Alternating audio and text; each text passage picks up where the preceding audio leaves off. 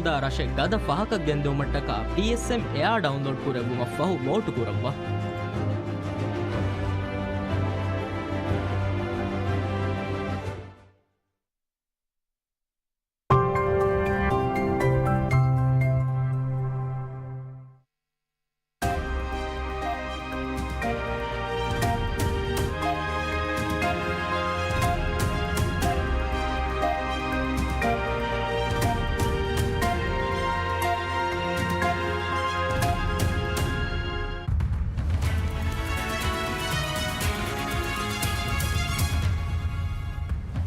Making headlines this hour.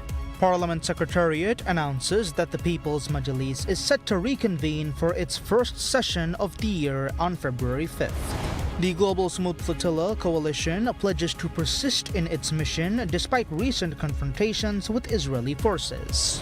And the Maldives expresses strong concern over Israel's decision to recognize Somaliland as an independent state, warning that the move violates international law and threatens the sovereignty of Somalia.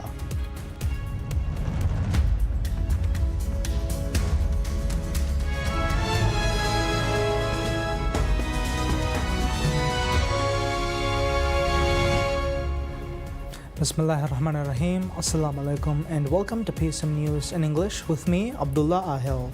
And now the news in detail. Parliament Secretariat announces that the People's Majlis is set to reconvene for its first session of the year on the 5th of February. The opening sitting, scheduled to begin at 9 a.m., will feature the annual presidential address delivered by President Dr. Mohamed Muiz. This will be the president's third address to the legislature since assuming office. The presidential address is a constitutional requirement obligating the head of state to inform Parliament of the current state of the nation and to outline policy measures considered necessary for national improvement at the first session of each annual term. In accordance with parliamentary procedure, a formal response to the presidential address must be prepared following its delivery. Under the rules, this responsibility rests with the majority or minority leader of the political party holding the second largest number of seats in parliament, provided it is not the president's own party. The rules further stipulate that the views of all members of parliament must be taken into account when drafting the response. The reply is required to be presented to the legislature within 14 days of the presidential address. The sitting on the 5th of February will mark the first regular parliamentary sitting of the year following two extraordinary sittings convened since January.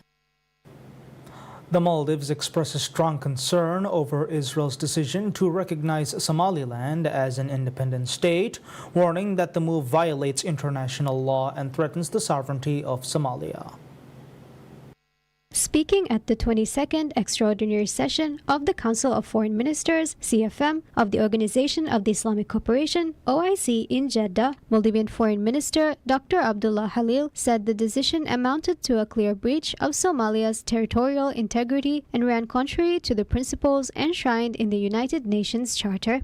Dr. Halil told the meeting that unilateral recognition of Somaliland undermines established international norms and risks destabilizing an already fragile region. He noted that the development comes at a time of heightened geopolitical tension, particularly amid the ongoing conflict in Palestine. The foreign minister also criticized Israel's conduct during the current ceasefire in Gaza, saying it reflected a continued disregard for international law. He warned that the erosion of a rules-based international order sets a dangerous precedent, especially for small states such as the Maldives that depend on international law to safeguard their sovereignty and independence. The extraordinary session of the OIC was convened to discuss the implications of Israel's decision and its broader impact on the Muslim world. The OIC, which comprises of 57 member states, has long positioned itself as a leading advocate for the Palestinian cause and a forum for addressing challenges facing the global Muslim community. The Maldives has been a member of the Organization of the Islamic Cooperation since 1976 and has consistently aligned itself with the bloc on issues relating to international law, sovereignty, and the rights of Palestinians.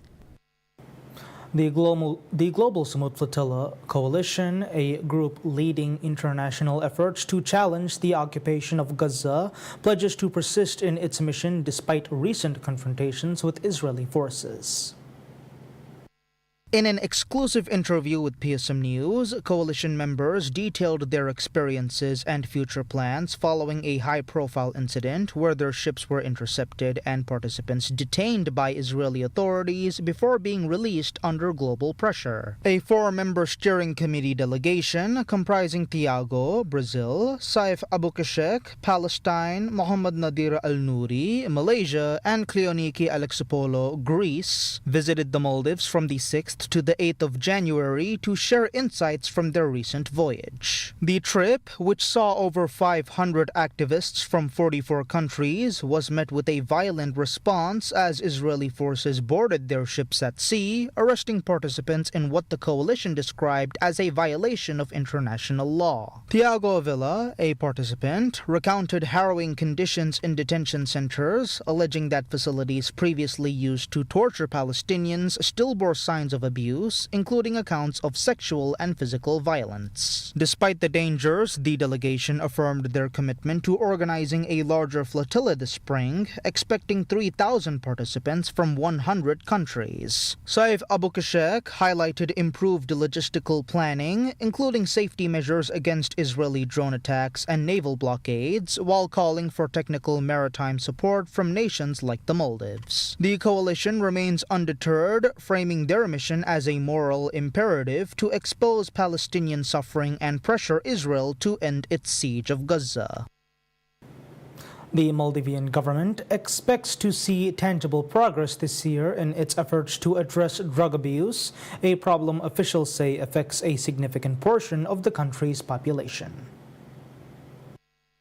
Ahmad Siddique, Minister of State for Homeland Security and Technology and Chairman of the National Drug Agency (NDA), says combating drug-related issues remains the highest priority for President Dr. Mohammad Muiz and the Ministry of Homeland Security. Speaking on a program on PSM News, Siddique revealed that more than 10,000 people in the Maldives are currently using drugs spanning multiple age groups. He noted that this figure represents a substantial proportion of the nation's population of around 500,000 and underlined that drug abuse is no longer confined to specific areas but prevalent across all atolls. The government has rolled out a range of measures aimed at curbing the problem, including tighter controls to prevent drug trafficking into the country and expanded rehabilitation services designed to support recovery and reintegration into society. Siddique said significant public funds have been committed to these efforts. In his role as NDA chairman, he explained that the allocated budget extends beyond medication cost, covering accommodation, food, rehabilitation programs, and staffing at treatment facilities. He said that this comprehensive approach is intended to ensure patients receive structured care,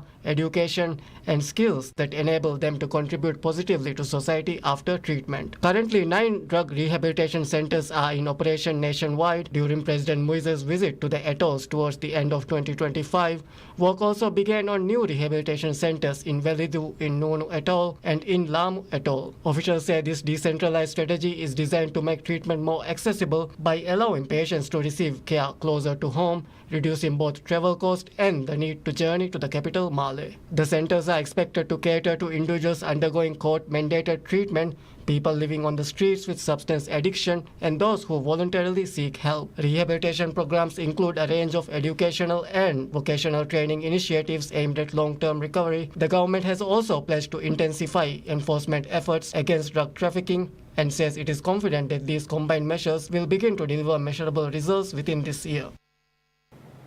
The Ministry of Tourism and Environment announces plans for a 50-room eco-hotel in the Funadu, Shaviani Atoll, marking a significant step toward sustainable tourism development in the region.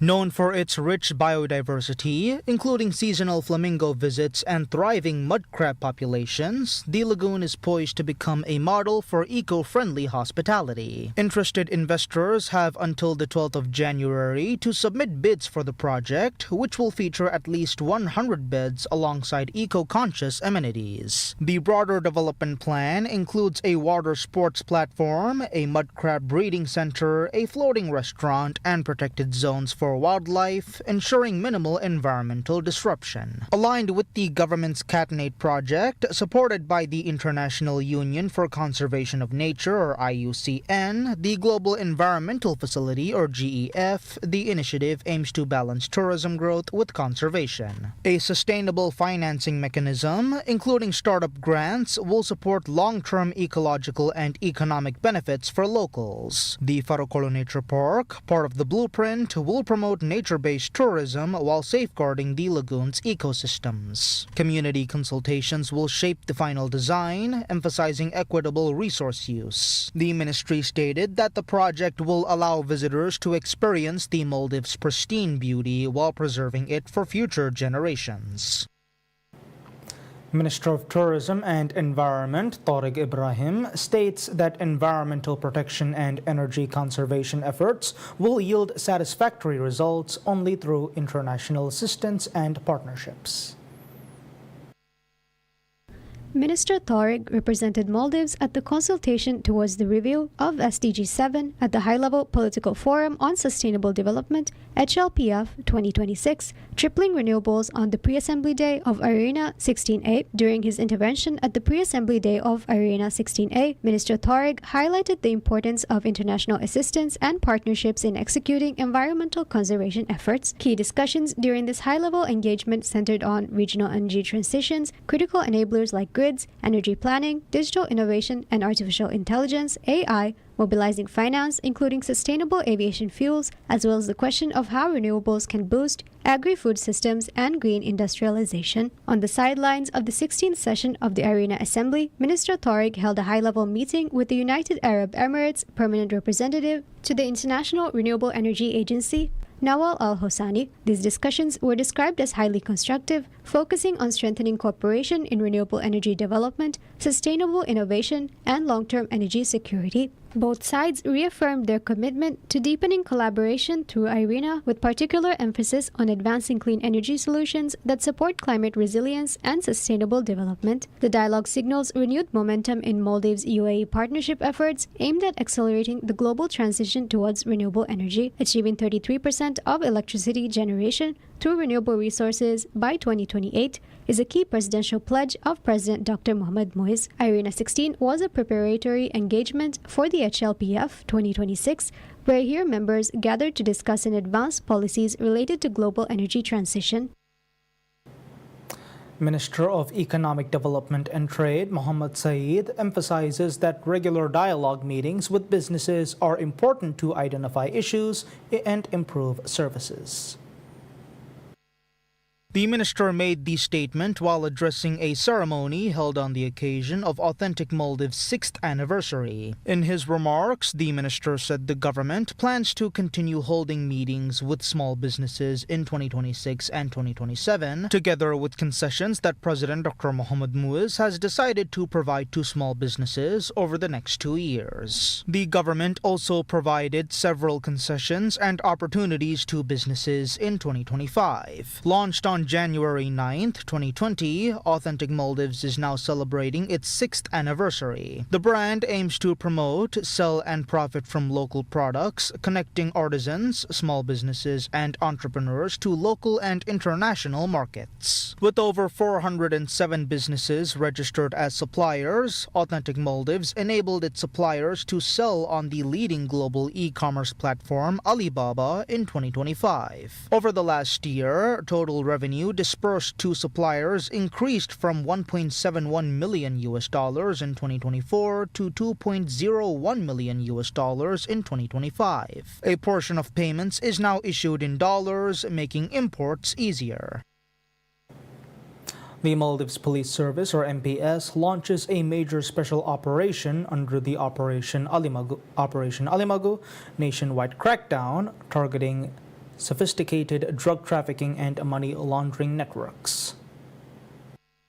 The operation, which is ongoing, was conducted simultaneously this morning in the capital city of Male and across Gulf Alif Atoll. MPS stated that the operation is specifically aimed at individuals accused of high-level drug distribution and the financial crimes that support it. Tactics include target searches of suspected persons and related premises, with police affirming that all necessary measures will be taken in order to enforce the law. This large-scale effort is a coordinated initiative involving Southern Police Special Teams, intelligence units, and dedicated drug enforcement squads. To date, Operation Alimagu has been conducted across 39 islands as part of a sustained national strategy to dismantle narcotics operations and seize illicit substances. While the police report an increasing volume of drugs being intercepted, they acknowledge ongoing challenges in successfully prosecuting these complex cases in court. The operation underscores a collaborative approach, with all relevant government and enforcement agencies working in tandem to find effective solutions and pursue the ultimate goal of a drug-free society.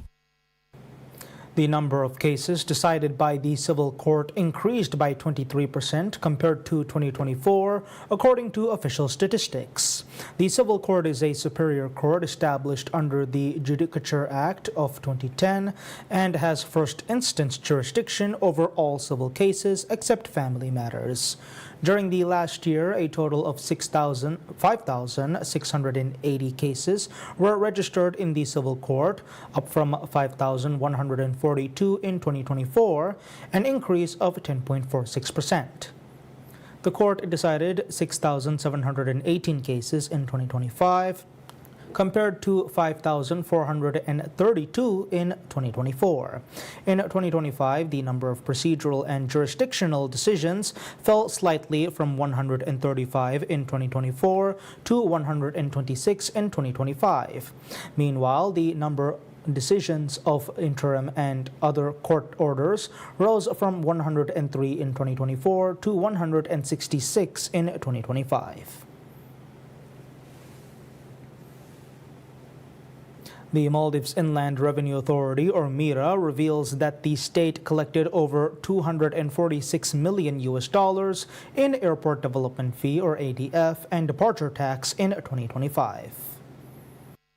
The latest statistics released by MIRA show that the state received $122.76 million through ADF and $124.08 million from departure tax in 2025. The statistics show that ADF revenue saw a 5.8% rise from $75.19 million collected in 2024. Similarly, departure tax revenue also experienced a 5.8% increase compared to $78.6 million in 2024. Departure tax is a charge imposed on passengers departing from any airport within the Maldives with its initiation on January 1, 2022. ADF is charged on every passenger departing from Welana International Airport VIA to other countries. The increase in revenue from airport tax and fees is attributed to the influx of tourists to the Maldives in 2025. A record-breaking 2.2 million tourists visited the Maldives last year.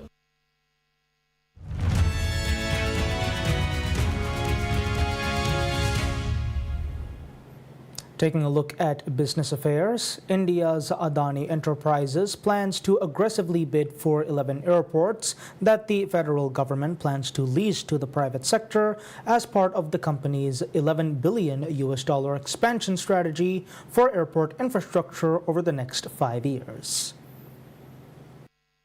Billionaire Gautam Adani-led conglomerate has embarked on an expansion spree in recent years, with its airport subsidiary becoming the largest operator in India by numbers of airports. India's other major aviation player, the GMR Group, is the largest operator by number of passengers handled. The Indian government is leasing out government-owned airports for long periods to private players while incentivizing building new ones. It plans to have 350 to 400 airports by 2047 from 163 currently. Earlier this year, New Delhi outlined plans to lease out 11 airports, including Amritsar and Varanasi. We'll be bidding for all of them. Okay.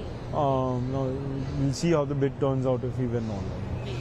Adani Airports manages 7 airports across India and is set to operationalize the first airport it has built from scratch, a new airport near Mumbai, this month. Jeet Adani said there is no fixed timeline for a public listing of AAHL, but an initial public offering or a demerger would depend on achieving some milestones, including the business becoming cash positive. He said currently AAHL is largely EBITDA, earnings before interest, taxes, depreciation and amortization positive, but due to the capital expenditure cycle, more cash needs to be deployed. When asked about a possible valuation for the business, Jeet Adani said that has not been set, but the company will look at comparable multiples when deciding that Adani and GMR are rushing to tap into booming air travel in India.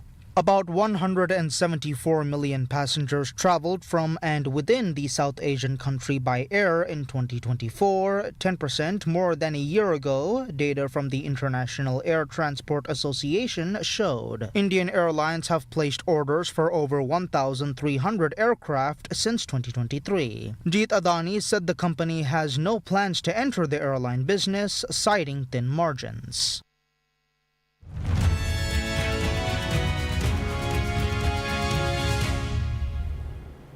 Updates on world events. Tehran threatens to retaliate against Israel and U.S. bases in the event of U.S. strikes on Iran, delivering the warning to Washington as Israeli sources said Israel was on high alert for the possibility of any U.S. intervention.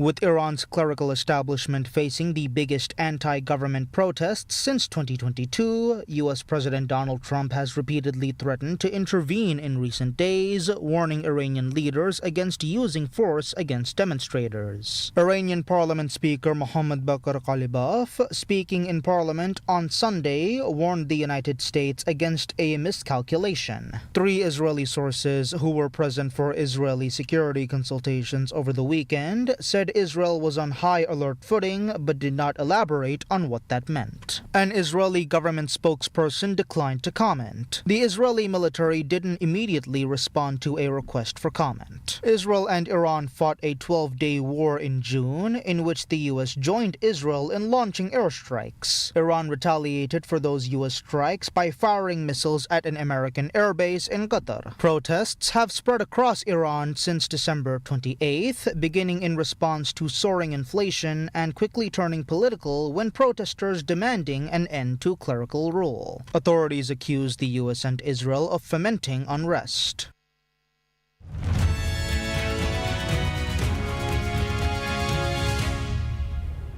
We now take a look at sports. Alina Svitolina is tested by China's Wang Xinyu in the Auckland Open final, but came through 6-3, 7-6 to kick off her new season with her 19th WTA title. The 31-year-old baseliner was not quite firing on all cylinders as she continued her preparations for the Australian Open after a lengthy break, but had enough quality and experience to get past her aggressive 24-year-old opponent. Wang, playing her second WTA final but still seeking her first title, troubled Svitolina early on with some deep ground strokes and well-executed drop shots, but too often allowed the world number 13 off the hook with some simple errors. Watched from the sidelines by husband Gael Monfils, Svitolina broke for 4-2 on the back of a Wang error and served out with an ace to seal the opening set 3 games later. World number 57 Wang had 3 break points in the 4th game of the second stanza, but top seed Svitolina found her first serve when it mattered to get out of trouble. Breaking Wang again proved a tougher task, and the match was decided in a tiebreaker, Svitolina digging deep to rally from 3-0 down and make some amends for losing to Coco Gauff in the 2024 final.